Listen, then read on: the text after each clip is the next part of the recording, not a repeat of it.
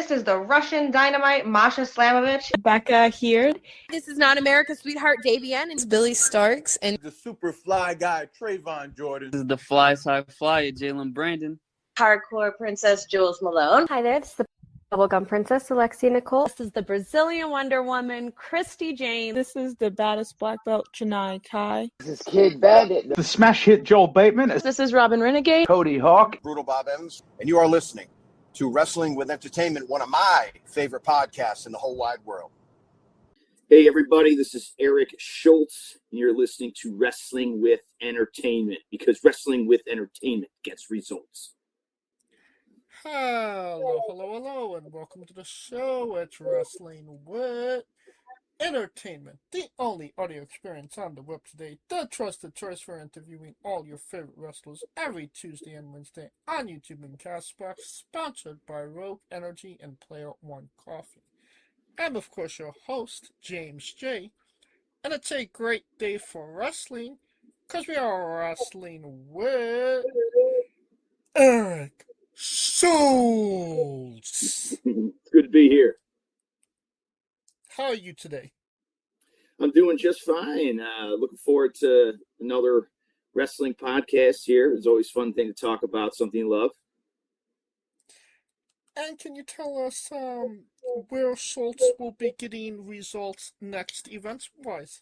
Of course, yeah, I'd be happy to. So basically, this weekend, I am actually making my return to Galley Lucha.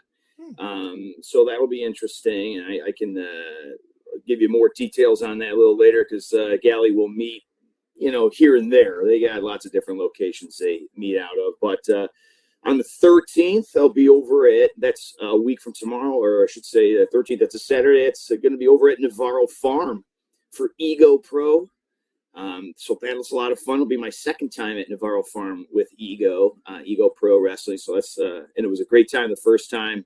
Looking forward to another good one. And really quick too, I'll say one more, which is the 14th, Sunday the 14th. I am actually, you won't see Eric Schultz. You might see Canada, because I'll be up at Super Wrestlers at the Concord Music Hall for the latest installment of the Super Wrestlers show, which is a lot of fun. Only 4 of those a year. That's a quarterly show, so you got to make sure you catch at least one in your lifetime. And we'll definitely be talking about Canadad a little later on in the show. Good. Until then, where can we find you on social media and merchandise? Oh, sure, yeah. So the Instagram, if I'd have known, if I could do it over again, I probably would have. But the Instagram handle is Eric_Schultz_lawyer. No special spelling for either of those, but just Eric_Schultz_lawyer. That is Instagram, and that is pretty much my primary social media platform that I'm working with right now. So that's where you can find me. And as far as merchandise is going, now you've caught me on my heels and kind of empty-handed here. I got to get a few more. Well, the merch was doing well, actually. I had a few shirts and I had a few other things, but I sold out of them all. So I just kind of got to get back on placing a reorder and getting some more tchotchkes on the table for the merch table. So, okay, so I mean, it's a good thing to have that problem, to be out of merchandise. But are we expecting more merchandise soon? Oh yeah, like especially with the shirts, because when I first did my first run of shirts, I remember getting to a point near the end where I was just too anxious, and I remember just kind of giving them out. So I was like, I'm not going to sell these. And then I did another round of shirts, and they all sold. So it's like, so I'm just going to have to keep placing, do a few different designs or something like that. But shirts always seem to be kind of the staple of the merch table. But so I'd also like to kind of maybe think outside the box a little bit, maybe have a few other things. But it's always interesting to see what some of the guys and girls come up with on the merch table for their character and for their merch. So. All right, and you don't have to go looking for it. All of the links to his social media will be in the description of the video below, but on YouTube and Castbox. All right, let's get into it. Not too long ago, you wrestled Bryan Idol. of Oh, yeah. NWA fame. Can you tell us about that experience wrestling him? Absolutely. Absolutely. Yeah. So I wrestled Bryan Idol at NWA Chicago.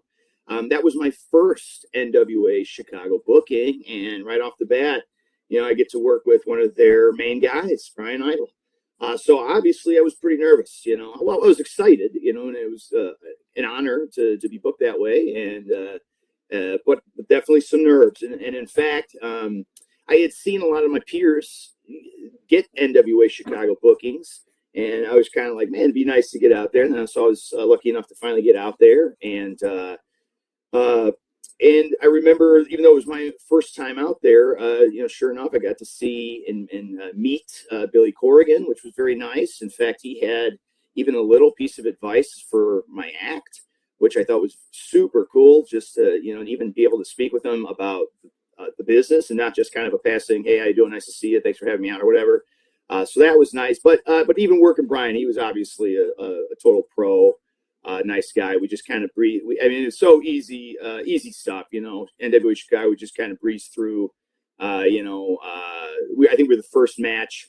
So, a lot of nerves there. There's a few pre-show matches, but we were the first one on the main card. But I thought everything went well. I think I forgot one spot, but other than that, he said I did a good job. So he kind of put me over and just said some nice things. But no, he was a total pleasure to work with. Absolutely. What did it kind of mean to you to kind of get that nod to, your first time wrestling for NWA Chicago and, you're already getting an NWA name? Yeah, it was great. You could tell they, excuse me, they try to, kind of rotate the roster a little bit and but still, like, even I have been back to NWA Chicago since then. And, I have wrestled like, guys that I've wrestled before, guys that are on the indies that come from CSW or that have come from, maybe like the Ice Pick Academy or I'm trying to think somewhere else besides CSW or that, but just some places in the area, just guys I've worked before. But so like you said, right off the bat, to work one of their guys was really stood out to me. In fact, I even at NWA Chicago once got to work with Stephen Flo, and I thought I was really excited to do that too because he was it was right when he was kind of getting hot, and so I was like, oh man, this will be fun just to be able to work with Stephen Flo right when he's white hot right now and going viral. So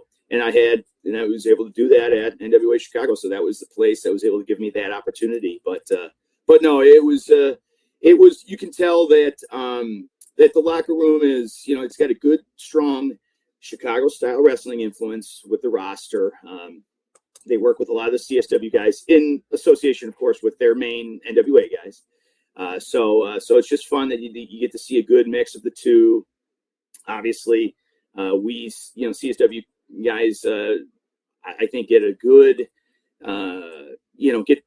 it's a good rub for us. I'll say, just to kind of work with those guys, and it's one of the more impressive locker rooms that I get to work with and familiar. It feels like home, but it also feels like a step up. You know what I mean? So it's always fun going out there and in Highland Park, and then even like I said, I got to meet Billy the first time, and I don't think I've seen him since. So it was just really lucky that first time to have seen him and spoke with him, and then so I just kind of put that little feather in my cap since then. So that was awesome. And I mean, it's an incredible experience just to get a "Hey, how are you?" from Billy, and like it seems like he legitimately took an interest in you, no? Yeah. So like I said, me and Bryan were the first match. I went out and I had my my megaphone, and I'm kind of getting heat as I make my entrance, just kind of talking trash on the megaphone. Go out there, obviously Bryan gets the 1, 2, 3. And I kind of grab my megaphone, grab my briefcase, and I kind of storm off with my tail between my legs. And when I got back through the curtain, somebody in the locker room was like, hey, Billy wants to talk to you because he's kind of sitting up on the stage watching the show. And so I went kind of back upstairs. I was heading down to the locker room, but I kind of went back up the stairs. And sure enough, kind of poking out the door there was Billy. And he had some great advice for me. He just says, hey, I really like the bullhorn. but. And when he said, I really like the bullhorn, but, I thought, I was like, oh, here it comes. It's going to be something like, but, I was thinking he was going to say something like, but it doesn't fit your character, or maybe, but we couldn't hear you. But no, really what he said was, hey, I really like the megaphone, but make sure you get back on it even when you lose. You come out, jaw-jacking on that thing. Well, when you lose, you should get right back on it and just leave as you make your exit. Be yakking on that thing when you're leaving. Just say, "Oh, dude, he cheated. I'm filing an appeal. There's this ain't the end of it. Oh, I am gonna get this thing, or I'm going to court on this one. So he says, get your heat back. You lost, but go get your heat back by getting that back on that megaphone. I thought that is great advice, and it's something I've tried to remember since then, and something I've tried to employ since then. So yeah, that was definitely kind of a red letter experience for me. In my little wrestling career here. Well, definitely another big moment is you got to wrestle Tommy Dreamer in a hardcore match, no less. What was it like wrestling Tommy? Oh man, great question. So that's another one that was good old Chicago style wrestling. I always take care of me. That's my home. Every time I do a podcast, I always like to say CSW is my home. I'm a product of CSW. I train currently with Southland Championship Wrestling, and I have, and that's kind of where I go to. I would just say, just maintain and then grow. I can continue to grow there, but my point is, still at my core, at my foundation, I am a CSW guy. So, and CSW has always taken good care of me. I started on the main roster there in April of 22. After kind of being in the Futures Battle Royal for a long time. Even in the Futures Battle Royal, I was a different character. Then finally I was brought in as Schultz in April of 22, which was great because I was just I was locked in on the Schultz. Did a couple other characters just to try to get in my foot in the door in some places. But in the end, I remember Jason Hades, the booker, just said, hey, do you want to do this character? Or do you want to do Schultz? I says, well, I absolutely want to do Schultz. And he says, okay. So that's why, I debuted working with Mario. Got to team up with Mario and do a little stuff there with him. But anyway, I'm kind of digressing a little bit. So that's just a quick little preface for my CSW work. And then, like I said, eventually Tommy Dreamer comes along. And I believe that was August of 23. So August of 23 is when Steve Boz and Tommy Dreamer tagged against me and Vic and Estra. That was kind of how it worked. It wasn't a one-on-one. I didn't get to take Tommy on one-on-one like my buddy Hans did, but I was still able to, share the ring with him, and we still got a couple good pictures. Obviously, we were still able to touch gloves, and I was able to, put a few moves on him. He obviously put a few fun moves on me, and it was very fun and quite a learning experience too. Another great learning experience there, as obviously just putting the match together with Tommy was kind of an experience. But even afterwards, when the match was over and we were all just kind of, running through it, and then he kind of put his, Tommy Dreamer was a great coach and a good teacher. So even when the match was over, he kind of he's still a brother, right? But he kind of put his, teaching cap on, and we were able to just get his feedback with certain things. Like, I'll give you one example, the finish. I took the finish. He gave me his Death Valley driver. So he gives me the big Death Valley driver for the 1, 2, 3. And I remember he was just kind of, saying, hey man, give me a good jump, make sure you get up there for me. I said, all right, I'll do it. So of course, time comes for the big finish. I jump my heart out, and then he goes to give me the bump. And I even tried to post and give him a little something extra for that too. So when we get to the back, he goes, hey man, thanks that was a good jump. You got up there real easy. He says, I was even able to kind of have a little fun with you and, walk you around a little bit before you hit the bump. But then he says, but don't do that thing you did at the end. He says, no, you don't have to post. He says, when you do that, you throw me off. And, he says, I'll take care of you. You don't have to do that. And, it's all kind of a timing thing. So I was like, all right, I got a little excited. Another thing working with Tommy, he said after the match, he said, it's the shine. Now this is the beginning of the match, and I'm kind of working them, and I go to whip him off, and he was going to give me the goozle. He's going to goozle me after I whipped him off. And so I was still kind of new. I mean, I always consider myself still kind of new in this business, only about 5-6 years in. But I go to send him off, and I said, all right, give me the goozle. And kind of just gave him a little communication. Hey, give me the goozle. And, afterwards he says, hey, man, you don't have to do that. He goes, if it's my spot, you don't have to call it. He goes, you don't call my spots. He says, you can call your spots. And, if this was something you were going to do. Or he said, if I get lost, I will grab you and ask you where we're at. He said, but otherwise you don't need to call my spots. He says, it's a small room. That communication can get heard and detected. So just kind of make sure you're, you just, so that was just another piece of advice he gave me. And I says, oh, that's another good, I thought I was doing the right thing. I thought I was just kind of being a good worker, just making sure we knew what we're doing. We're not going to run into each other kind of awkwardly or anything like that. But the way he explained it actually makes perfect sense. And in fact, I have since taken the same, stance on that. And I've said the same thing to guys before since then, because, it makes sense. And I agree with him. So that was just another couple bits. He complimented my drop kick. I gave him a drop kick. He just said, hey, I thought you were going to, when you give somebody a drop kick, just let them know which one you're going to throw ahead of time. Because I think he was looking for that Canadian drop kick, which is where they kind of jump up, hit you with both legs and then fall flat to your back.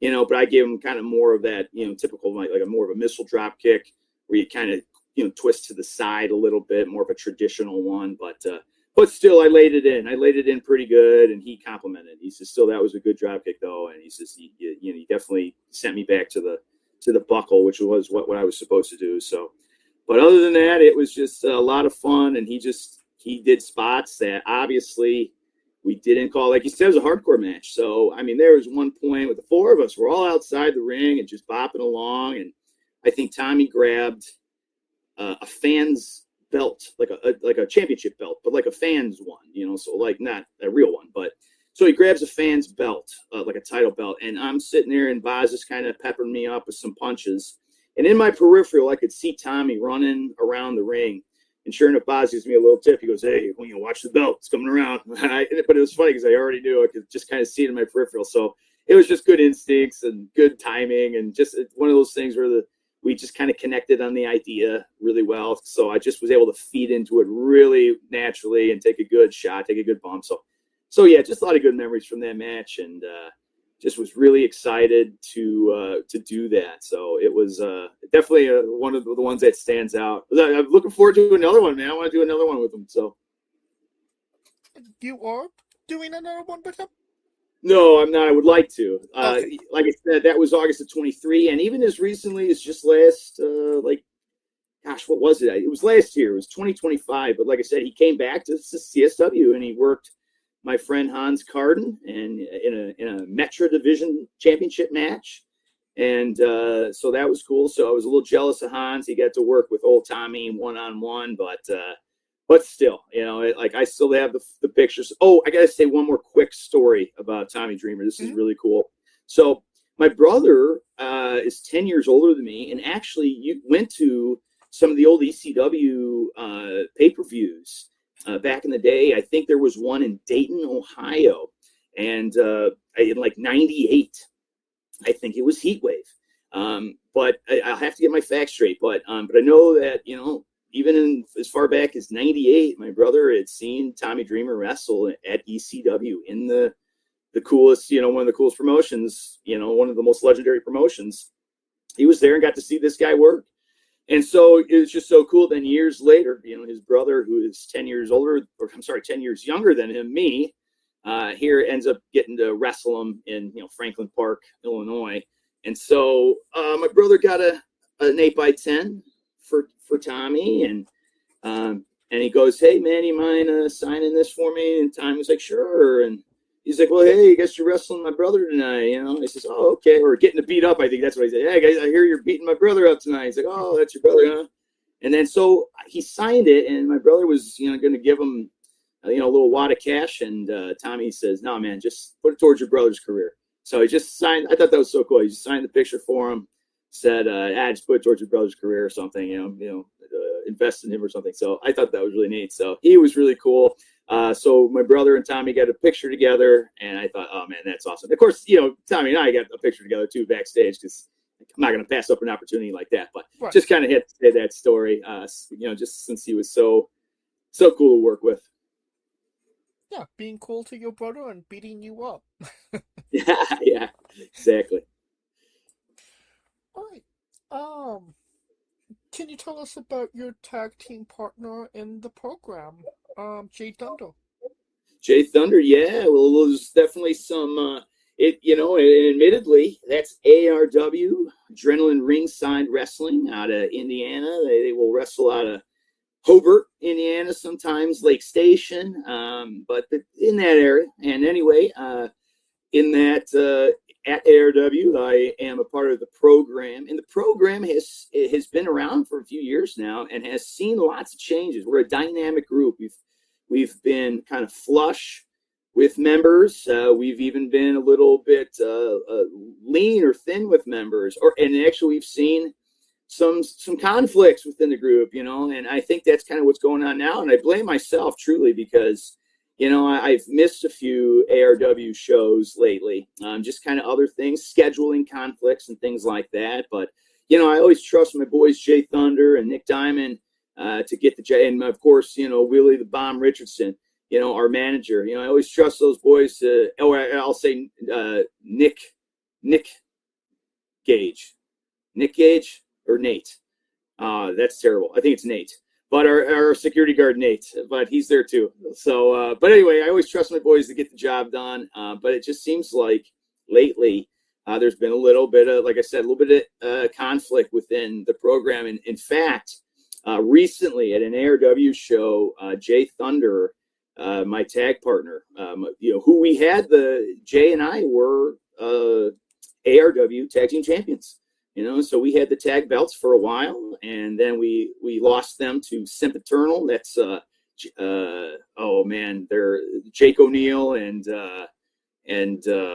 Brandon, and so those guys took the belts from us, Creed's boys, James Creed's team, and so so a little bit of frustration there to have lost those belts. But again, like I said, looks like Jay, in his frustration, is kind of beginning to turn a little bit on the program. I think Nick Diamond and Jay Thunder even had a singles match recently at ARW. And like I said, I just haven't been able to be out there. So I just feel like my group is falling apart. So I gotta get back out there quick and see what I can do to mend the fences here.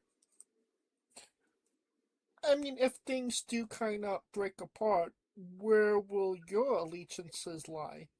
Ooh, that's a good question. And that's the thing too, is ARW is an interesting promotion with the way they present the program, because a lot of times the program has come out to boos and jeers. And a lot of time we come out to applause and cheers, and people like us. So sometimes people don't like us. Sometimes people do like us. A lot of times it depends on who we're working with that night. But that's a good question. In this case, unfortunately, even though Jay Thunder is my boy and he is the one that I won the tag team championships with in the past, I still got to say that and actually Jay Thunder's an old CSW guy too. When I first walked into CSW in January of 2020 to start my training, I saw Jay Thunder in the ring with sky blue up in his shoulders and the fireman carry, and I was just like, I think I'm in the right place. This has got to be the right place. Big Jay Thunder holding a little tiny sky blue and a fireman carry. That's like my first picture, my first image as soon as I walked in the doors of CSW. But so there's such loyalty there with CSW and Jay, but I got to say, Nick Diamond and I have just kind of been through a lot, and so I'm going to have to stick with the rest of the team, the program. And if Jay Thunder is the one who wants to defect, and maybe he's done with the program, then I'm going to have to stick loyal with the program and Nick Diamond and my manager, Willie the Bomb. So we're going to keep that going. And so hopefully maybe we can talk a little sense. Maybe it's me. I got to be the lawyer here that comes in, talks a little sense to Jay, maybe bring him back, maybe not. I don't know. But yeah, I would have to say my loyalty stick with Nick and the rest of the program. Correct me if I'm wrong, but this isn't the first time you've been in a faction. The faction before this you were in kind of fell apart because one of the members attacked the other member's mannequin? Oh, I almost thought you were talking. So you're talking about the brass? I believe so, yes. Yes, that's CSW. Yeah, and the mannequin you're referring to would be Ryan Matthews' mannequin. Yes. Yes. Okay. Very good. We're on the same page. Yeah, that was at Chicago Style. That was at CSW, and we were in the brass. And that was when TJ Steele was the general manager of Chicago Style Wrestling, and then so that's where the brass even kind of came from. We were the ones kind of running the show, and TJ and his boys were running the show. So it was great to work with TJ. He has been one of the coolest, sweetest dudes I've ever met. When you look at TJ Steele, you think this guy has every reason to be arrogant. He has every reason to just kind of be full of himself. And that's what I was expecting. It's my own fault for kind of judging the book by its cover, so to speak. But, that's what I was expecting. But sure enough, when I started to work with him, in fact, my very first match ever was against TJ Steele and Steve Boz. It was me and Jax Johnson versus TJ Steele and Steve Boz. And TJ was just super cool. And so that was in 2021. That was February of 21, my first match.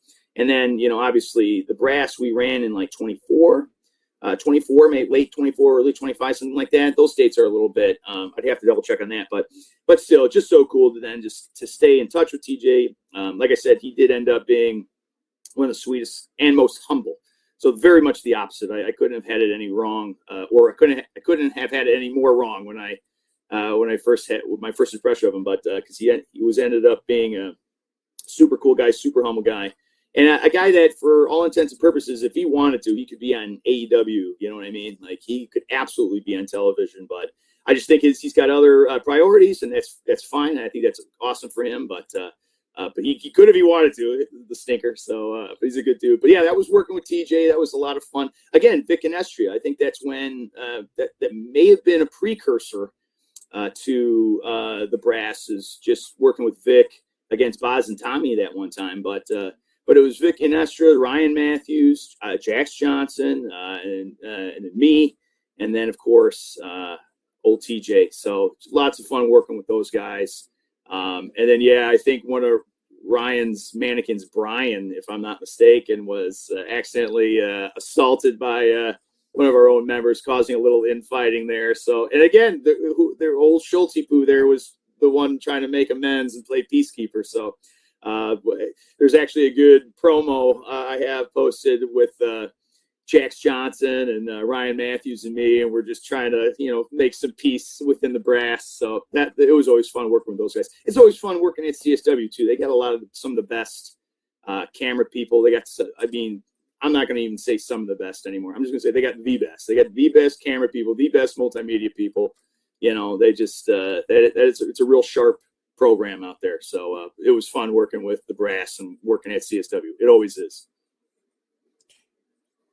Now, you have, you mentioned capturing tag team gold. You've also captured singles gold as well. That's right. Pro heavyweight champion for over 1,300 days, and even That's the right. SCW Genesis champion. Yes. So, I would like to ask, what does it kind of mean to you to hold, singles gold, considering, Sure. you got into pro wrestling, maybe a little later than others have. Yes. I was 32 years old in January of 2020 when like I said, right when I first stepped in. It was end of 2019. I had kind of made up my mind. I was wanting to do this, but I was going to wait to the top of the next year, which was 2020, before I looked for a school or a training facility. And I, obviously I landed on CSW, and no regrets on that. But so like early 2020, I was started out at CSW training. And so then boom, fast forward now to, Northland. And then even years after that, or not, there actually might have been a little bit of overlap having the Genesis title as well as the Northland title, because I did have that Northland title for some time. You said 1,300 days. I feel like the number just keeps getting bigger. Like the more I tell the story, like someday I'll just say, I was a 10-year champion of Northland Pro Wrestling. It's like those old fishing stories. The fish just keeps getting bigger. But no, and to tell you the truth, to your question, you really do get this to a sense that when a booker wants to put the title on you, that you're kind of, it's oversaid. It's kind of cliche, but it's really the best way to say it is that you are the guy, or at least one of the guys, depending on how many championship titles there are at the company. But, especially with the heavyweight belt, this is the company saying, hey, we just want you to be the guy for a time, especially if you work as a babyface.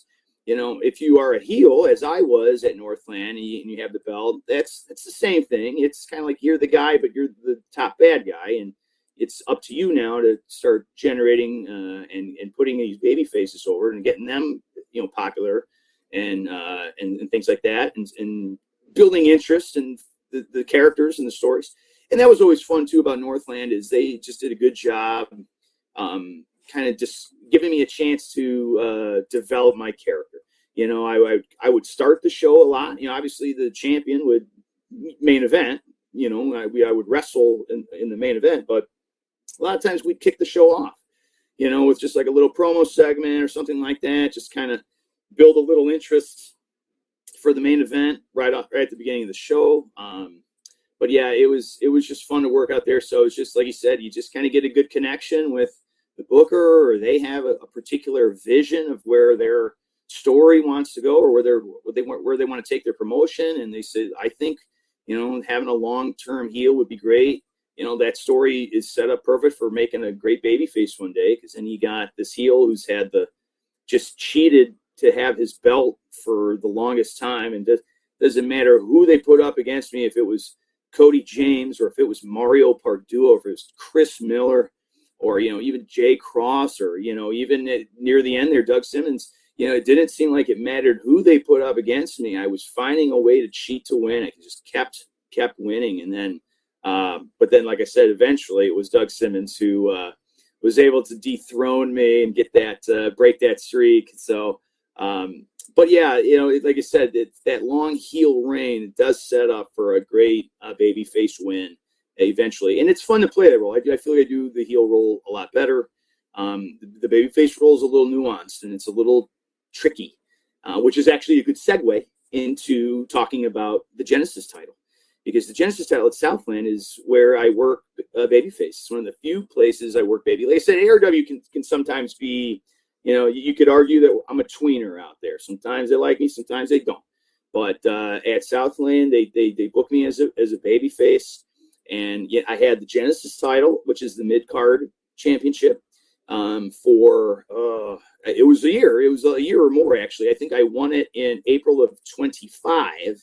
And I lost it just last month in May of 26. So, I had like 13 months or 12 months of defenses, or 13 months of defenses, however you want to say it. So that was fun. But yeah, that's definitely tougher.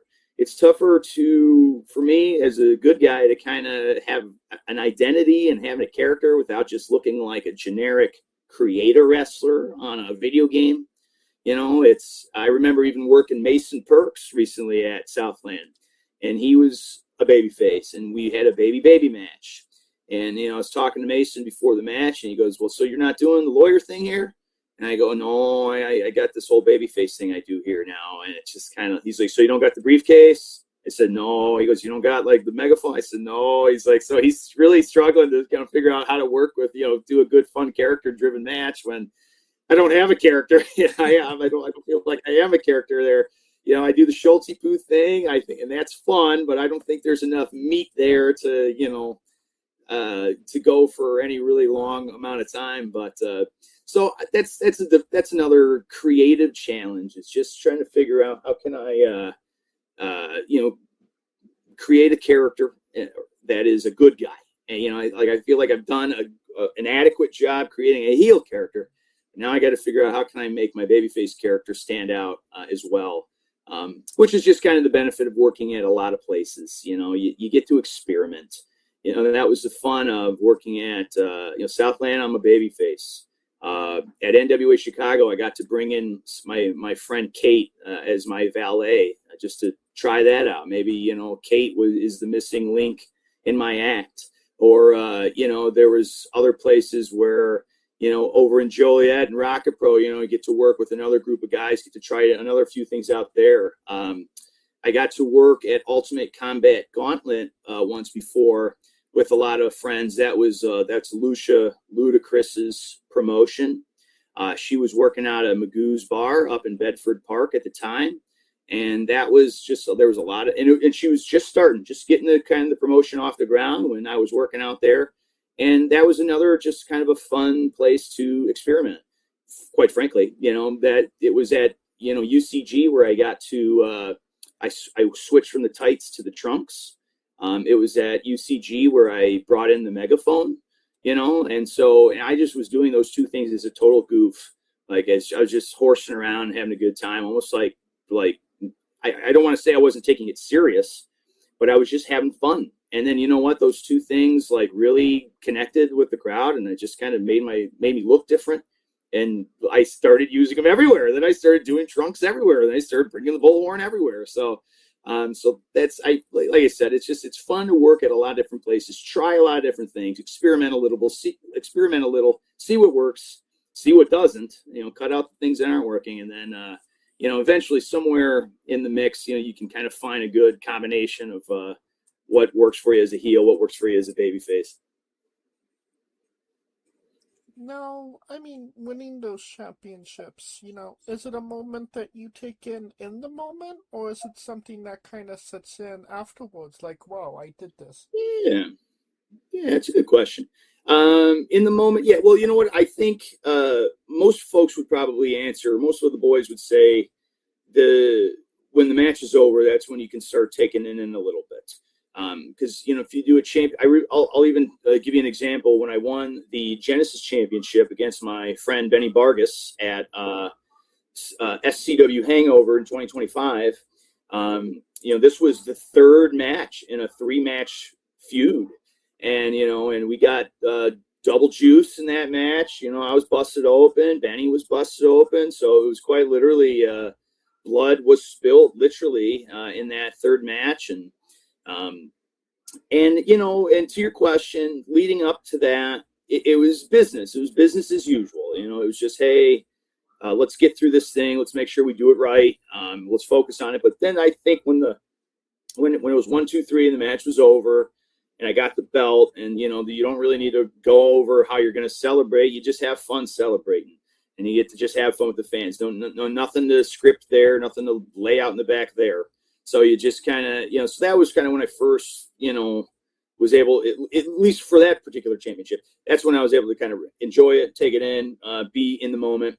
And then obviously afterwards, just kind of taking a few promo pics afterwards, getting to hang out with the boys afterwards, just getting to enjoy the all the media, the pictures and the videos on your social media and getting to post that. And then seeing everybody else just kind of give you the accolades and the congratulations is when you're, when some booker somewhere decides to strap you. So, but yeah, usually I'm waiting for those matches to be over. But, every now and again, I'll say, even during the match, I do get to find myself enjoying. That's how it should be. You should be enjoying yourself and taking it in while you're working. Not so much that you start to affect the performance, but I think in the end, if you're having a good time out there, I think the crowd will know. They'll be able to tell. They can there's a good, they're good at kind of seeing what's authentic and what's kind of not authentic and what's kind of manufactured. And, so if you're truly having a good time, the crowd will see that, how genuine you are, and they'll respond to that. So, and that's really been, I think that's the goal. I'll even credit Marche Rocket as being a big influence in that ideology with me. He is as good as he is. He still likes to keep an eye on because, this guy is a guy that's usually working at the end of the show. But he'll always try to keep an eye on the matches, the first, second, third, all those early matches is what I'm trying to say, just to make sure he's not doing something that has already been done. Also, he likes to see what are they biting on, did the first match go out, and were they work rate guys, and did they go out and kill themselves to hear a pin drop that nobody was even responding, but then the second match goes out and somebody did a comedy spot and the place blew up. Well, then we're not going to kill ourselves. Let's go out there. It sounds like this crowd wants to have a good time. Let's, not that we're going to be clowns or anything, but let's maybe work in a couple of comedy spots. That just seems to be what they're biting on, But a lot of times it's not that way. A lot of times you're at Galley Lucha and the crowd absolutely loves spots, and they want to see some impressive displays of athleticism and acrobats, and that's what they like. And a guy will do a really cool acrobatic spot, and the place blows up. They bang their drums and blow their air horns and twist their little ratchety noisemaker things, and that's a lot of fun too. Anytime you get that reaction from a crowd, it's always a kick. It's definitely a dopamine kick, and so you just got to figure out kind of what it is that's causing them to do that. And so Marche's always been a good leader in the locker room, and just kind of saying, hey, it's always important to get your character over. Don't try to kill yourself. He always likes to. He says, I like to be able to drive home comfortably after a match, and just knowing that we didn't have to kill ourselves to get them. So make what you do count, and less is more, and things like that. So and he's always real good too about just being in the moment, and that's kind of really the roundabout way I was trying to answer that question, is just kind of being in the moment and seeing what the crowd's giving you and being able to interact with them. They're a character. They're absolutely a character in the match as well. And never was there a time where that was more obvious than in the COVID era when, there were no crowds. And we watched the Thunderdome matches for WWE, and there was absolutely something missing, something vital missing. There's just a vital piece of that equation missing. And so the crowd is that piece of the equation. So if you don't got a good crowd or a hot crowd, it's like it's just not the event or the what am I going to say here, the moment or the spectacle. It's definitely different. So definitely got to be able to be one with the crowd, or just at least aware of them. What are they, bring them in. I always try to bring them into the show a little bit. That's why a lot of times that's why they want to go out. They want to be part of the show too. Not everybody wants to be part of the show. They just like to watch, but so a lot of times they want to bring the crowd and get the crowd involved too. So, so that's another thing that just kind of nuanced stuff. Stuff that you may not necessarily learn when you're first starting to learn. You go start training to be a wrestler, and you're going to do a lot of arm drags. You're going to do a hit in the ropes. You're going to do cardio drills. You're going to be stretching. You're going to do things that you're like, this doesn't feel like wrestling, but it's that stuff too that's like the best stuff. Is just learning the kind of the nuances and the finer points of performing and being a performer. So now, another match that you had was with Gary J. Oh yeah, one of the well-known, respected name on the Indies. What was that match like? Unsigned Don't Care, or Gary J. We worked at the NLS show. It was the NLS is for everyone. It was a one-off show that some of my buddies put on, but it was a big one, man. They had like 14 matches or something like that, so it was a huge show at the Berwyn Eagles Club. And I got to work at Gary J, and that was awesome. And I definitely was very new back then. I mean, that might have been in 2022 as well. It could have been early 23, or maybe it was actually, I think it was almost certain it was 22. It was very early in my my time. So, but I remember not doing is. I thought we had a fine match. I thought we had a good match. The crowd seemed to like it. But he was super cool too. And I remember learning a lot from him. He does this thing where he hits like 3 dives in a row, and I was just taking forever. In my head, if you get hit with a dive, you really got to sell it. You should be down and selling it. You don't want to pop up right away and bury the move. But in this case, he was wanting me to pop up a little faster so he could hit me again. The spot was, these dives were supposed to be a little rapid, and of course I'm milking it, taking my time, getting up. But so that's one thing I always remember from that match. And I think even I got a good Wrestling with Unicorns clip. They clipped one of my sit out power bombs or sit out power slams in that match with Gary. So that was cool. But yeah, he's a cool dude, man. And I remember seeing him work Marche at CSW once, and those two guys were just chopping the crap out of each other. I was like, my goodness, this guy's tough. So it was fun to work with him. Now, we've been talking about Eric Schultz. Can you tell us about Canadad? Yes, indeed. Yeah, Canadad is a lot of fun. So that was just through some connections at another promotion. I was brought in, asked to come in to play Canadad.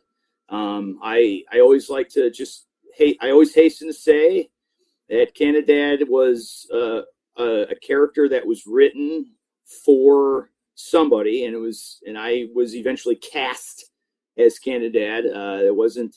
He is not my character. So I just, I feel like, if ever like Dan the dad was, felt like upset with me or anything like that, just know it wasn't me, brother. I'm not trying to step on your toes. But no, Canadad is a very fun character to work with, and I was brought into Super Wrestlers to beat Canadad, but Canadad was the foil for the US A-hole, and so that was a character out there that was, ironically, kind of obviously a heel, or not obviously a heel character, but ended up being a heel character. It's funny, in the US A-hole, obviously, with A-hole in the name. So US A-hole, he got a lot of boos, just kind of got to be that classic, type, the type of American we're talking about. So he gets to be, gets a lot of, especially when you're working up in the, Concord Music Hall in Chicago, it's a little more progressive up there, we'll say. So it was just kind of fun to then come out, as Canadad, which, obviously Canada's a little more progressive. So, you're coming down against the USA Hole. I'm coming out to just big babyface pops. And so it's just been so much fun. I'll say the thing about Super Wrestlers is it's the first time I felt more like an actor than an indie pro wrestler. There are indie pro wrestling shows, and then there's Super Wrestlers where it's like, man, it feels like a show. It feels a little bit more like a show. Your costume's waiting for you there, and when you're done, you put it back on the rack, and they take it away and clean it. You know what I mean? And it's like being a part of a play. Like I'm in a play. You're not responsible for your costume in a play. You give it to the production team, and they take care of it afterwards. And so that's just really cool. And just the other thing I like about Super Wrestlers is just the caliber of the creative minds involved. Working with like Billy Wack and his team, and Ryan Cross and Jordan, his boy, and I know I'm leaving out a ton of other names, but just those are kind of just some of the names out there that are just big, just creative geniuses that kind of put this quirky little show together. But it's just so eye-catching. It's just such a fun, eye-catching show, and the crowds are always so hot, and because I think Super Wrestlers, you'll get wrestling fans, of course, but I really truly think you get a lot of fans up there at Super Wrestlers that may not necessarily be professional wrestling fans. They just like comedy. They just want to see a comedy show, or they just like to see a live show that has good music and it has a lot of production value, and it has that. So, oh man, it's just been so much fun to work up there, and working with those guys. Like I said, it's a very different feel to be old Canadad, and they set me up perfect. This is where I was going to say, sorry, I don't mean to ramble, but when I first did my first show as Canadad, it was kind of last minute. The goal was actually to bring me in maybe like 2 shows later than I was brought in. And again, this is a quarterly show, so that 2 shows is like 6 months.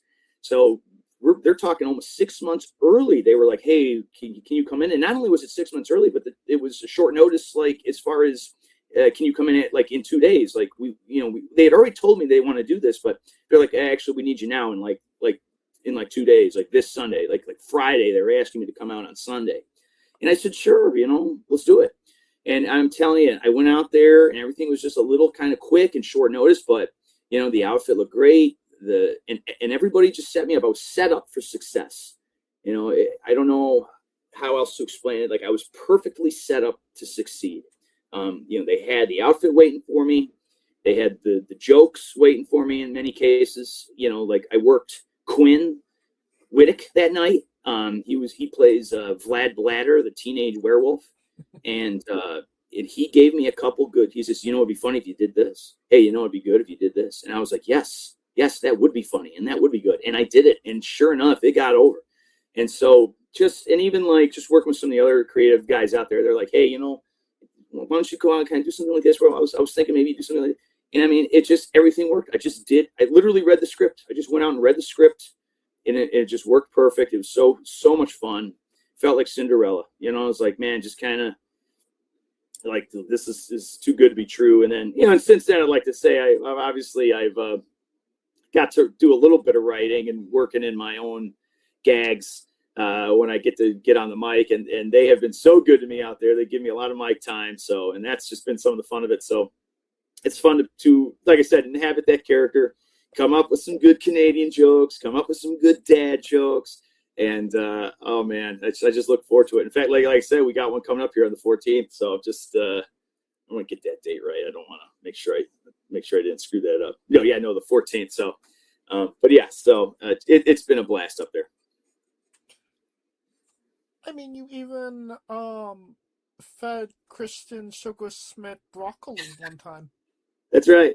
Again, it's what can, even with Eric Schultz, it's what can I do that it hasn't been done? It's not even necessarily what can I do that hasn't been done. A lot of times you're just thinking, like, what can I do that hasn't been done yet on this particular show?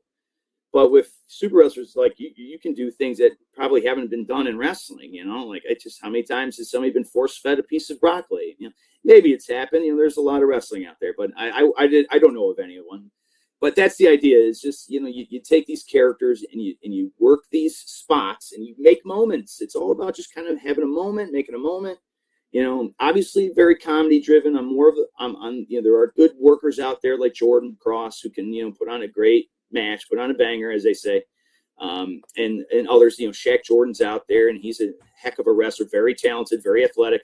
But I'm probably more like the Delay Mignon, the chef Delay Mignon. I tend to be a little bit more on the comedy side, and it's fun to come up with spots like that. Like I said, so it was perfect. You got this guy Christian Sugarsmith, an heir to a candy fortune, and and he comes out looking like Willy Wonka with his little fanny pack full of candy, full of sugar, and I'm kind of dad. And it's like, so what would a sugar guy not like? Vegetables. And plus, I get the element of being a dad, and it's like, hey, eat your vegetables, young man. No candy for you, no more candy for you. So, it just works so good just to be able to kind of force feed them that piece of broccoli and then have everybody call me a sick F for it. It's like, it's just too funny. It's just so good. So pro wrestling. Oh, for sure. And you mentioned earlier, you had, a couple of gimmicks before you, became a lawyer. Can you tell us about Neon Noise? Oh yeah, good for you. You did your research. That's I think that was it. That was the gimmick. There wasn't too much before Schultz. It was Neon Noise, and basically that started out as when I was training at CSW, I was training, I was getting good. I was kind of, and I remember my buddy Axel would always just say, Eric, it's time to get some gear, man. You got to get to you. We can't get you in a match if you don't have any gear. Time to get some gear, because he was liking what he was seeing. And he just was very good about encouraging me. Hey, make sure you got to get some gear. What are you doing? So, but the problem was I just still didn't know who I was and what kind of character I was going to do.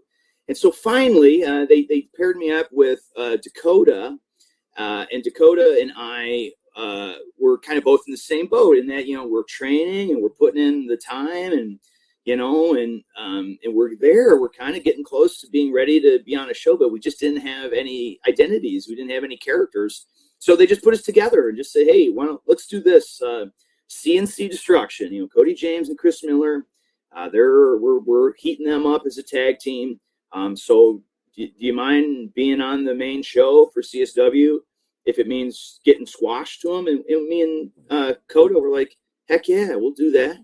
And not only we'll do it with smiles on our faces. And so Coda and I says, well, hey, if we're just going to go out there and get squashed, let's do it in style. I'll look online for like some tights, and I'll find complimentary tights to you. And so that's what we did. We found we both found these kind of like zebra print stripes or tights, these zebra print tights, but his were, neon green and mine were neon pink. And so that's kind of what we did. And we just kind of had the black, tank on at the top. And we just did kind of a pretty typical, your pretty run-of-the-mill 80s gimmick, 80s rocker gimmick, where come out to Quiet Riot, and, I'm doing the drumsticks and he's, doing the air guitar. And it was just high energy, a lot of fun, just get the crowd going. And sure enough, that's what happened. That was kind of my first, main card. That was, I guess you could argue, that's literally my main card debut for CSW, was just getting squashed by Cody and Chris. And that was in 21 as well.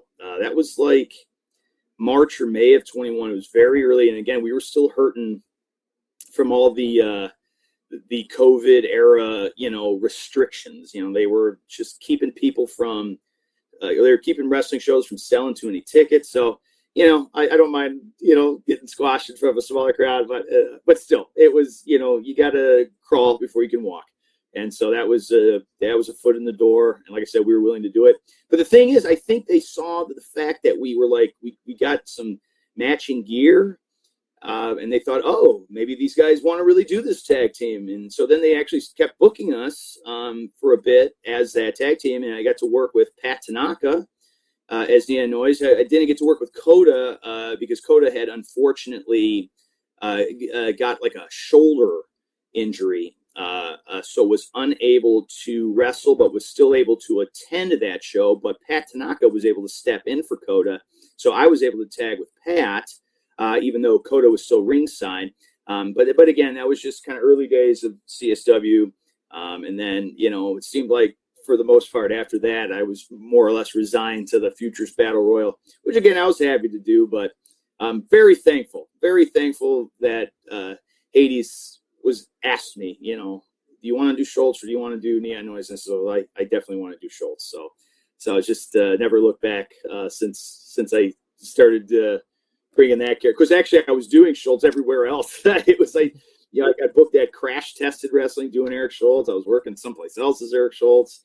And that it was like the only place I wasn't doing Schultz was my home promotion of CSW. So it just felt good to finally debut that character and kind of retire the one that just was, really only meant to get my foot in the door. So. And I mean, you mentioned him, Pat Tanaka. What was it like, competing against, obviously a name like that? Yeah, well, so Pat actually worked with me, so I got to tag with Pat, and we had and it was okay. It definitely did not stand out. I mean, I'll be honest, it certainly didn't stand out as much as working with Tommy Dreamer or working with Sky Blue. It was I was excited and happy to do it, and I remember like looking up some of his old stuff, but. I just remember we had this really cool spot plan where, like, oh man, in this huge, it was an 8-man. It was an 8-man tag. There were 4 tag teams. We had a tag team in each corner. So just a lot of bodies out there. And so we're trying to put this scene together. And I just remember I had one little spot with Pat that was going to, kind of shine. That was going to be my moment. And he, I won't blame it on him. I'll just simply say it got muddled up a little bit. So it didn't quite happen the way we liked.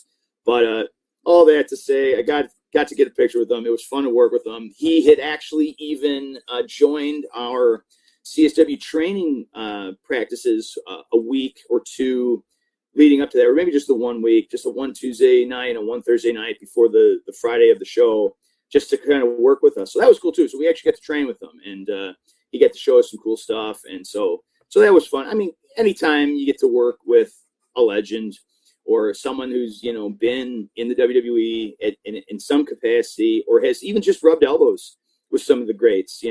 It's just always cool to hear their stories, and you may or may not necessarily enjoy their personality or whatever, or maybe they kind of embellish some of their stories, but still it is, objectively they did work and cross paths with these people, and they've met the big time people, and so it's just cool to hear some of their stories. So it was cool working with Pat. Not quite as cool as Tommy though, or Sky. So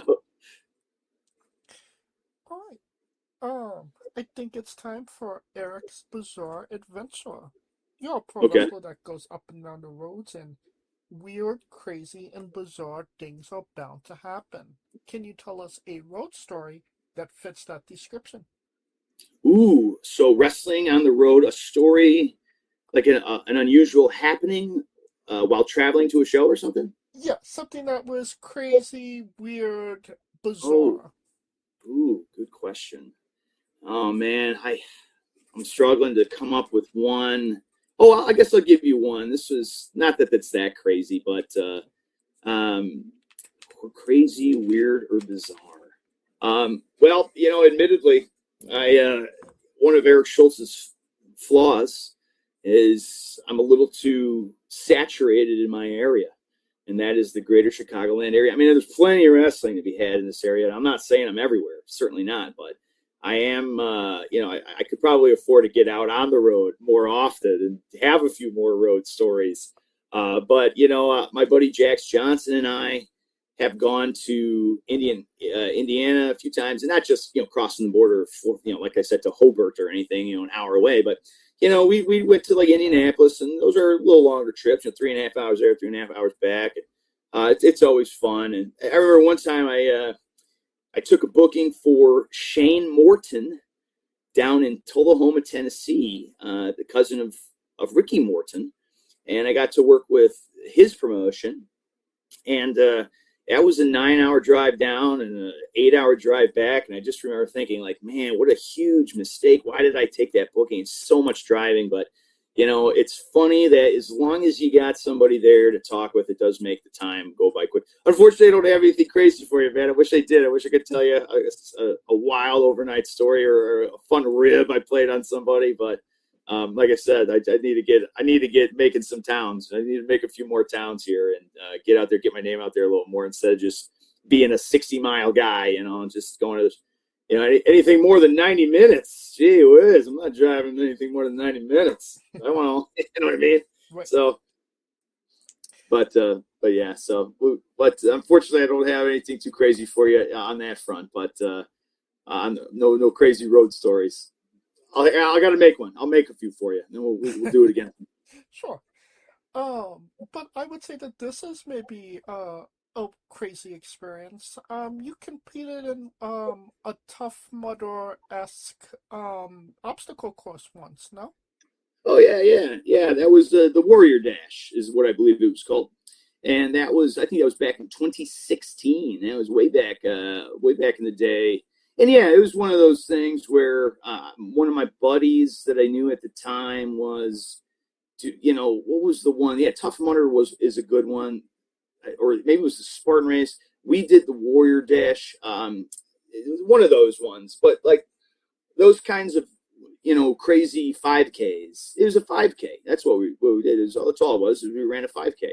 But it was one of those kind of gimmicky 5Ks that, like you said, have a bunch of cool little obstacles and stuff. And so yeah, that was fun. And the thing about that is the day we were supposed to do it, it was unusually hot.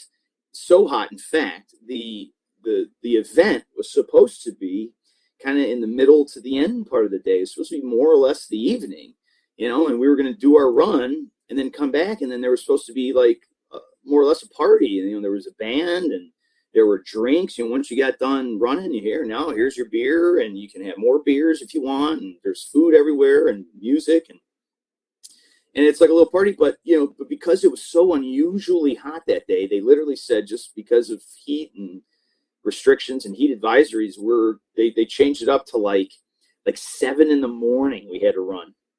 So we had to get our butts out there and ready to go to run at 7 a.m. And then when we got done, right around like I don't know, 9 or something, when everybody had crossed or whatever, it was like, great, at like 9:30 in the morning, we get to have our race beers. And I just like, just seems so out of place to have all those, post 5K drinks at like 10 a.m., but that was a lot of fun. Yeah. But brother, I am not a cardio guy. I am certainly not a runner.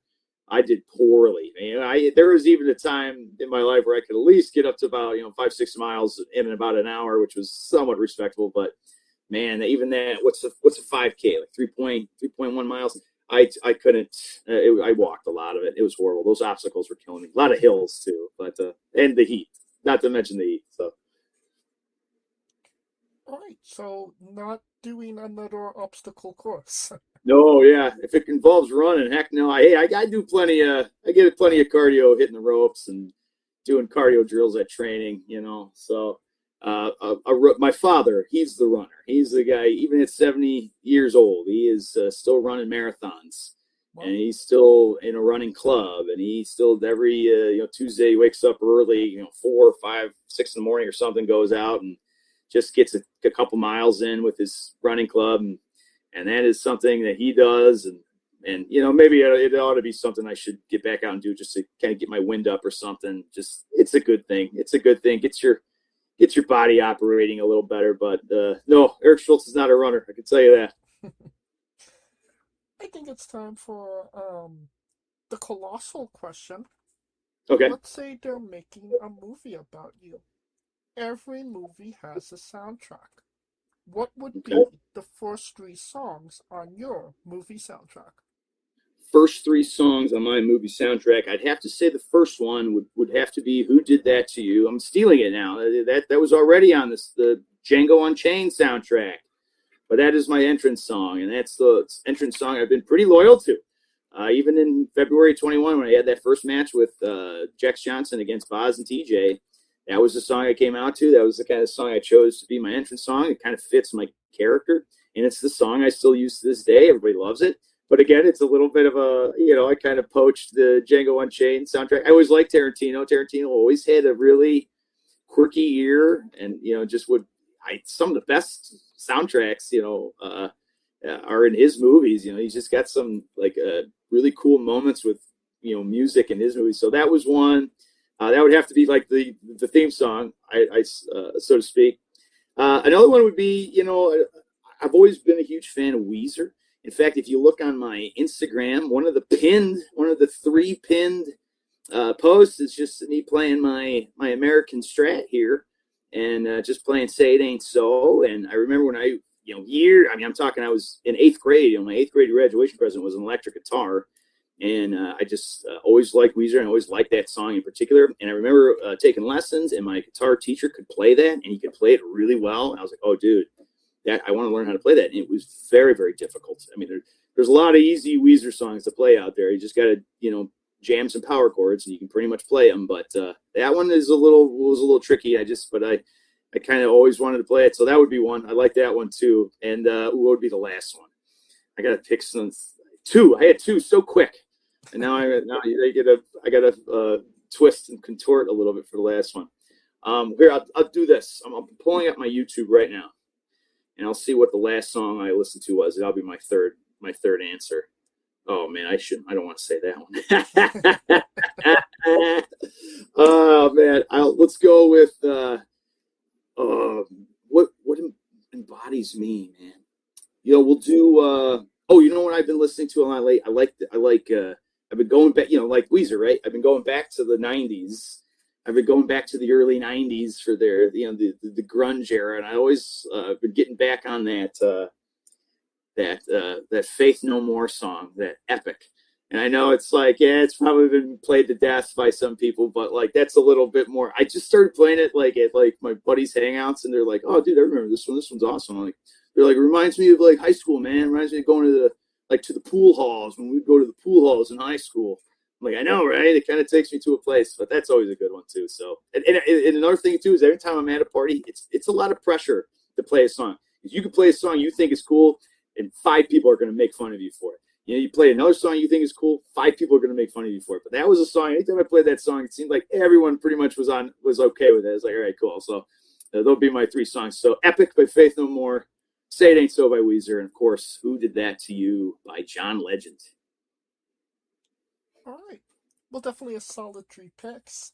Thank you. Now that we have the soundtrack down, everybody knows you get the soundtrack first, then you write the script, and There then you go. go to casting. Yeah. Who plays you? And you can't say yourself because you are Of course. obligated to make a Stan Lee-esque cameo. Yes, of course. You know what who I would cast? I'd cast Ashton Kutcher. Let's see what Ashton Kutcher's up to. When I was growing up, I got a lot of that in high school. A lot of people, because that 70s show was very popular at the time.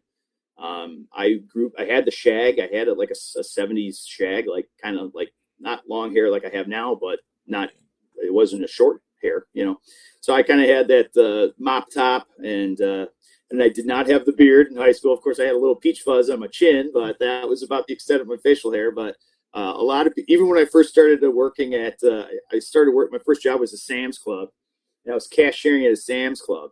And I even remember customers coming through my line and just being like, you look like Ashton Kutcher. And one customer was actually so convinced I was Ashton Kutcher that they thought that an episode of Punk'd was being filmed. They're like, dude, I was confident you were Ashton Kutcher, and I thought I was looking for the cameras because I thought you were doing an episode of Punk'd. I was like, oh nope, just me. so I'd have to say we get Ashton Kutcher out of retirement, cast him. And you were like, man, I wish.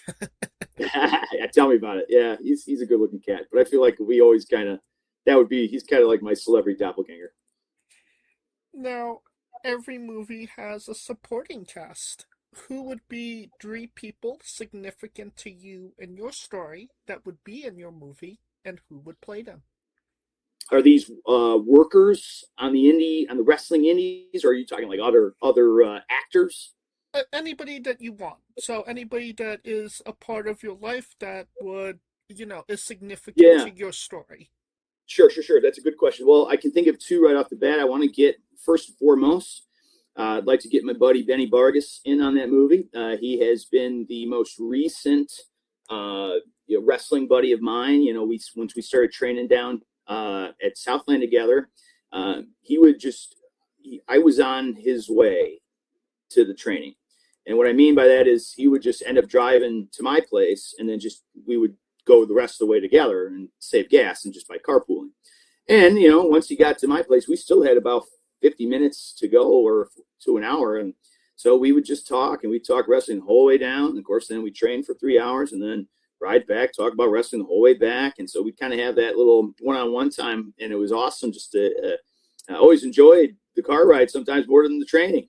And so he's just been kind of my best wrestling friend and my best, or as he likes to say, my bestest, goodest drinking buddy. So I got to have Vargas in the movie. A quick second, or a quick third, I should say, is no, it is second. I'm sorry. I'm counting myself as first. Me, Benny, and then the other one would be Axel Rico. He's another one who's been super historically supportive of me. Getting me going and always putting me over, man. He just always takes care of me, always, goes to bat for me and things like that. So I would get Axel in the movie in some capacity. And then maybe if we were the good guys, I just watched The Fifth Element again. I want to work with Gary Oldman because he's one of my favorite actors. Gary Oldman. And he's just like one of those guys like Sam Rockwell that was just like, he was always just kind of a character. Obviously, Gary Oldman won an Oscar finally for that Churchill movie. But he was always just that guy who was so good at every character he played. And what a range. He had a crazy range, and it's just like, yeah, I would want him to be my bad guy. Hopefully he would like the part better, though, than he liked playing Zorg. I heard he didn't like playing Zorg. He just did it as a favor to the director of The Fifth Element. But yeah, those are some of my answers there. All right. Well, it's definitely sounding like a great movie. A blockbuster, to say the least. Yeah, straight to DVD. And you could pre-order the tickets now. Yes, you can for a song and a dance. Now on to a controversial subject. Pineapple on pizza. What's your stance? Ooh, I've never had it. Pineapple on pizza. I'd have to try. I mean, pineapple's pretty acidic, so you're kind of throwing something acidic on top of a pizza.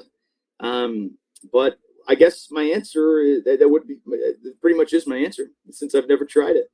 But I guess I can't knock it if I haven't tried it. But I certainly haven't been seeking it out. So I'll say, just to make a judgment on it right now, I'll say pineapple on pizza. That's a no-go. Maybe one day if I'm in Hawaii, I'll give it a shot. But as of right now, let's keep it to meat and veggies, no fruit. I'd say so. I mean, if you're not actively seeking it out, then that kind of means that you're more leaning anti. Probably, or it just could be my own ignorance. Like I said, if I end up taking a bite and it's killer out, now I'm like, oh, now it's the hot new thing. But I just haven't come across it yet. I would take a bite. I'm not saying I wouldn't even try it. I would definitely try it. But I got to give it a try first. Oh yeah. Now, what's your spirit Pokemon? My spirit Pokemon, a Growlithe. The fire dog, the Growlithe. Remember those? Yeah. I even remember when I had Pokemon Gold, not Pokemon Go, Pokemon Gold. I mean, I had Blue, the blue version and the red version when it was white, when they came out, and I loved them. And then Pokemon Gold came out, which was in color for my Game Boy Color. And that was cool because they gave genders to the Pokemon in Pokemon Gold, and you could breed Pokemon and by dropping them off at that daycare. And I remember I always liked the Growlithe. The Growlithe looked like a dog, like a fire dog. It was cute. I had a soft-coated Wheaton Terrier at the time, and I was that's my dog, but only it does fire magic. And so I was breeding Growlithes. So I would say probably a Growlithe. All right. Now, we love the late, great Tracy Smothers on the show. Do you know the acronym for THUG? THUG. I do not. Smart me up. T is for terrible, H is for hell, U is for ugly, and G is for jail, 'cause a Doug can't spell. Very nice. Tracy Yes, we love the late, great Tracy Smothers on the show, trying to keep the memory alive. Good for you. Good for you. Well, I love that one. I'm going to have to use that sometime. Oh, absolutely. And the weirdest question you'll be asked on a wrestling interview, hopefully. Would you ever consider wrestling a Rock? Not Dwayne Johnson, not the country, an actual physical Rock. Not the country. A Rock, yes. Would I ever consider it? I would absolutely consider it if for the right amount of money. Certainly, if it was some kind of bizarre private thing where I got to sign an NDA and there was just some kind of really weird. I hope that I'm not talking about you. No offense, to each their own. But if they're hey, I have a Rock here and I want to see you wrestle it, I'd be well, yeah, show me the money and I'll put on a 5-star classic with this Rock. There's not a lot of shame in my game. All right. Well, just for context, there is a wrestler named Psycho Mike that indeed wrestled a Rock for over 15 minutes in a Tungsten Man match. That's an Iron Man match. Well that done. lasts for 2 weeks. That's right. In iron. There you go. There you go. Way to bring out some other elements in the periodic table. On a more serious note, where do you see yourself in 5 years? Ooh, yeah. So right now I'm 38 years old, and on Halloween this year I'll be 39. So I'm kind of knocking at the door of 40.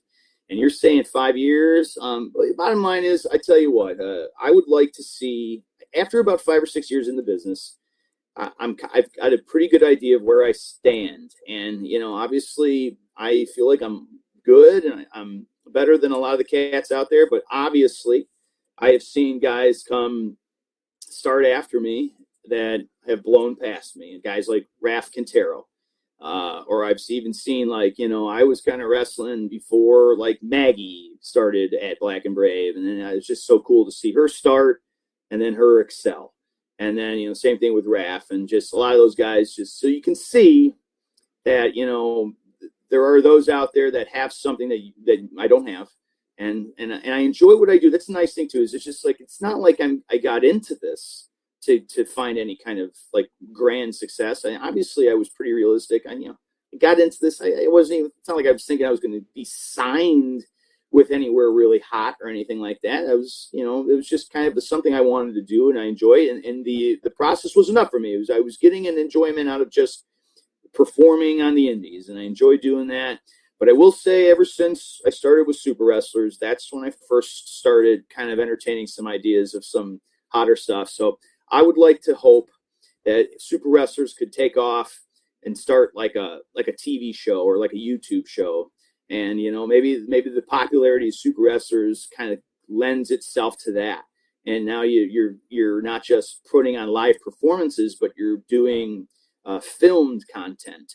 And, and maybe that can give way to something. And, you meet different types of people doing that. And then so that can kind of blossom into something different. To tell you the truth, when the day comes where I hang up, or I shouldn't say hang up the wrestling boots, but when I leave the boots in the ring, as they say, but when the day comes where I retire and I can't really do the physical stuff anymore, I still very much would like to be a part of any kind of community theater and just to go back to like acting, or not that I was like a professional actor or anything, I just mean like in theater, like community theater, like I did in high school. But that would be fun to do, and just like do plays again or do musicals again. And, just to kind of scratch that performance itch that I get sometimes. And, like I said, even as far back as high school, I was doing the musicals and the contest plays, and those were always in the children's theater, and that was always a lot of fun too, just to work the kids a little bit. But I would love to go back to doing that, and like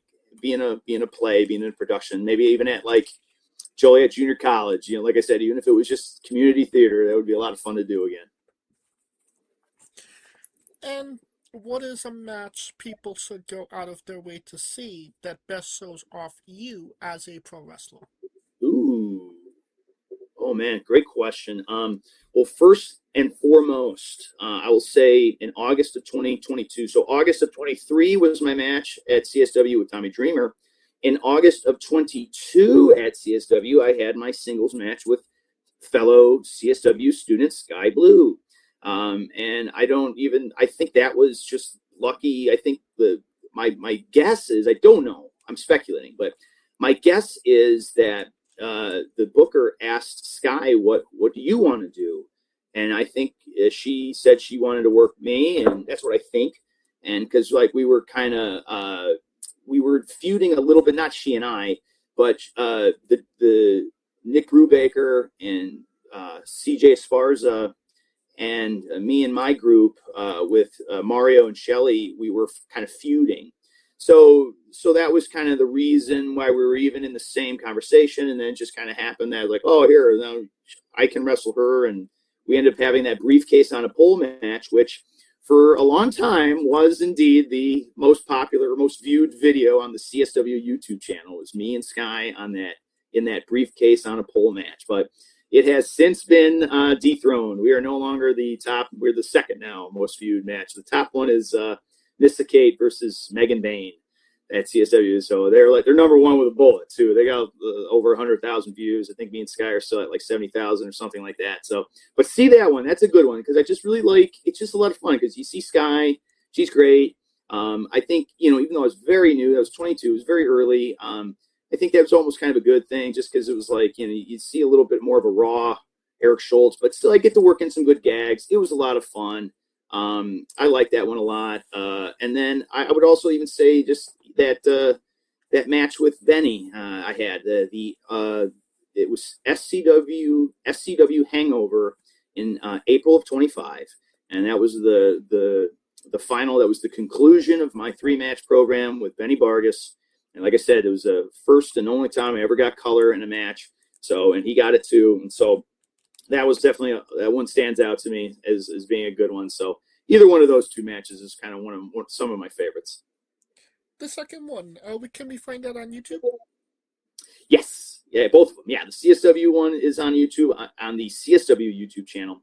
And the Southland one is, of course, on the Southland Wrestling Champion, or the Southland Championship Wrestling YouTube channel as well. So you would just need to search Eric Schultz, Benny Vargas, and I'm sure it would come up.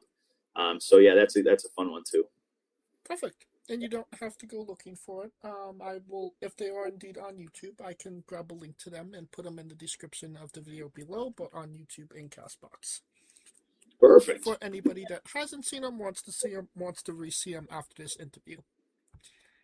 And since we are nearing the conclusion of this interview, we are wrestling with the 8 questions of doom. I'm This ready. is our speed round or bonus round, the round where we see who you really are. Are you ready? Okay. I'm ready. Excluding yourself, greatest wrestler of all time. Greatest wrestler of all time. Oof. I'm gonna say for me, I have my four. I have my Mount Rushmore, but so now I just have to pick the one out of the Mount Rushmore. Greatest. I'm gonna say Hulk Hogan. I know that's controversial, but I'm just gonna say it. Worst wrestler. Worst wrestler. Mongo. Steve McMichaels. Right? Was it McMichaels? And that is the correct answer. Yeah. He was drizzling poops. You're main eventing WrestleMania for the World Championship. Who is your opponent? I'm main eventing WrestleMania for the championship. Who is my opponent? I would want to work. Obviously, I would want to work CM Punk because he, even at 47, he just had a really incredible main event WrestleMania match with Roman Reigns, and so he just. Oh, that's awesome, man! Yeah. And like I said, those. I think that is kind of the point. Is like even at that age, if you can still figure out a way to put together a great match, he always seemed like whether you like his personality or not, you may not like the man or whatever, but he still obviously has a great mind for putting it together a match and wrestling. And so I just think, yeah, and I would say me and Punk. If you could come out to anyone's entrance music, past or present, who would it be? Bobby Roode's Glorious One. Glorious Domination by Bobby Roode. Yes. Not that he sang it, but his song. Right. No, I got you. Finish the sentence. Kayfabe is... Kayfabe is alive, but in a different way than we know it or knew it. We would have also accepted tastes great on toast. Squash, vegetable or fruit? Ooh, veggie. It's a veggie. It is indeed a fruit. What? Yes, it has seeds. Man. Tomato logic. We did. Okay, that's fair. We did. I did squash. I used to do a vegetable garden, and we did squash. So now I've been smartened up. Is there a lot of sugar in it? You were using it wrong. Yeah, probably. That's probably why I never went back to it. I'll just stick with my tomatoes and my cucumbers. Also, tomatoes, also fruits. That I knew. Yeah, that's a classic one. You got me beat with the squash. Yes. New Japan wrestler Taichi, his ring gear gets smaller every year, revealing more of himself to the world. My question, what is the appropriate trunks to butt cheek ratio for ring gear? That's a good, you know what? I as a man who went from tights to trunks, I can tell you that, the guys should have, even if you wear trunks, you cover up the cheeks a little bit. I guess it does depend on the character. If you were, I got a great reaction once by hiking up my trunks in a match. Place went crazy. So maybe it's like, you got to keep it kind of modest. Like I would say 70% trunks, but, give the crowd a little something. Give them a little something to keep them coming back. Maybe like 30% cheek. If we're talking girls here, you could probably flip that ratio around. But at least with the guys, we'll go 70, 30, 70 covered. Gotcha. And the last question, the main event, the thing everybody wants to know. Have you ever had a conversation with a stranger in a supermarket about Darby Allin? I have not. I can confidently say I have not had a conversation in a supermarket with a stranger about, of all people, Darby Allin. I'm sorry to say. And that is the correct answer. There we go. Yeah, nailed it. And that will conclude this interview. Thank you so much for coming on and doing this with me. Yeah, it was a pleasure, man. Thank you very much. Like I said, you don't got to twist my arm to talk about pro wrestling for a little bit. So it was a pleasure. Thank you very much. Absolutely. Once again, where can we find you on social media and watch it? Yeah, basically my primary social media is going to be Instagram. That's Eric_Schultz_lawyer. Feel free to give me a follow. And then, like I said, I'm usually pretty good at posting on my story what shows I got coming up. So you can kind of see what I have going on just by following me there and catch me at a show. And usually I'll get that merch out there, too. So if nothing else, just so you can come up and we can chat a little bit, even if you don't buy anything. Even if you just want to kick my tires and not buy anything, I'll still have a conversation with you. And you don't have to type it into your Google machine. All of the links to all his social media will be in the description of the video below, but on YouTube and Castbox, simply click the link. A new tab will appear on whatever device you are on. You have no excuse. Give him a damn follow. And when he gets merchandise, buy a damn shirt. Amen. Of course, thank you for listening. If you like what we're doing, please like, subscribe, comment, both on YouTube and Castbox. This was sponsored by Rogue Energy and Player One Coffee.